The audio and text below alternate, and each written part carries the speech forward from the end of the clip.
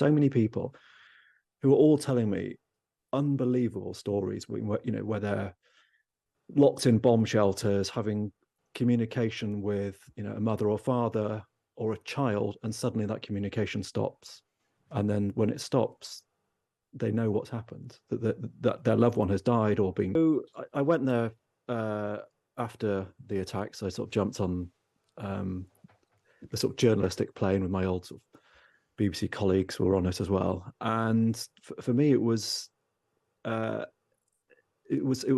overwhelming news story, and I'm sort of drawn to sort of document the human impact of this. I've been going back and forwards to Israel for a long time, made loads of films there, but this is something different. This is on a scale that people there have never seen before. They're used to rocket attacks. I lived there on my gap year when I was 18, the year the peace process was signed, and even back then Hamas was detonating bus bombs to try and derail that peace process.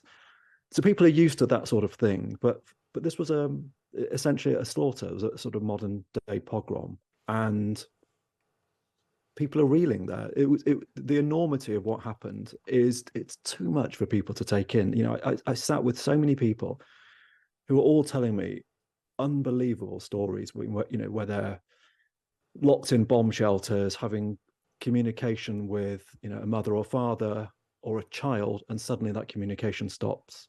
And then when it stops, they know what's happened, that their loved one has died or been kidnapped, or people who've come out of bomb shelters to find that their parents have been massacred. And there's a sort of numbness to this. I don't think anyone can quite take in the inhumanity, the evil that was inflicted. This is something different. This isn't just both sides trading rocket fire. This was one of the most brutal, inhumane acts that region's seen, and that says a lot in that area. And Tim, what about Israelis' sense of, I don't know, differentiating Hamas from the Palestinians, crammed into Gaza? Is there a sense of any empathy for the normal Palestinian people, or is this very much, very clear dividing lines at this point as a result of the shock of the ferocity of those terrorist attacks? I mean, I think as a country, Israel is in shock.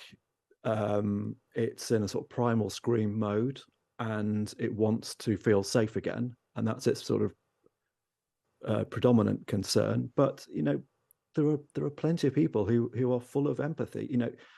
There's a lady from the kibbutz, Vivian Silva, who's 74, and I interviewed her last year for a documentary I was trying to get together about the peace process. She is a dedicated peace activist. She reaches across the border to Gaza and has contacts with people over there. She tries to support people there. She tries to arrange for medical emergencies to be dealt with in Israel.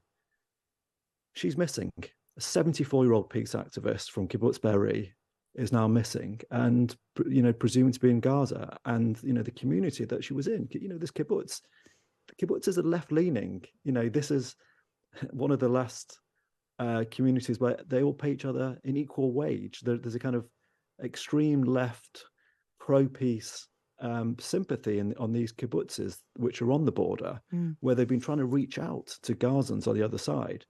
And it's, the 74-year-old peace activist is somewhere holed up in Gaza.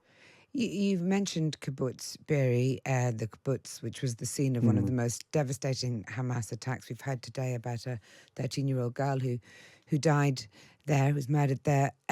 What did you see when you visited? Because I'm sure in all your time of documentary making, I'm not sure that you've ever visited anywhere quite like that. No, this was new. I mean, it was a tornado of destruction. It was mangled cars, overturned cars, charred houses, and you sort of walk around numbly for about 2 hours, finding old people's scooters abandoned, bikes, children's bikes sort of cast aside. And then I got towards the end, and there was one house, and it was just a house of horror. 8 babies were found there, 19 people dead. And that's something you can never it's something you can never forget. The smell, the sight, the story of what happened in that house. And I won't go into any more detail because it's just too shocking. But Well, you leave from there, and I went to there's a sort of hotel where 100, 200 members of the kibbutz are now sort of holed up, and they're vowing to kind of rebuild their community.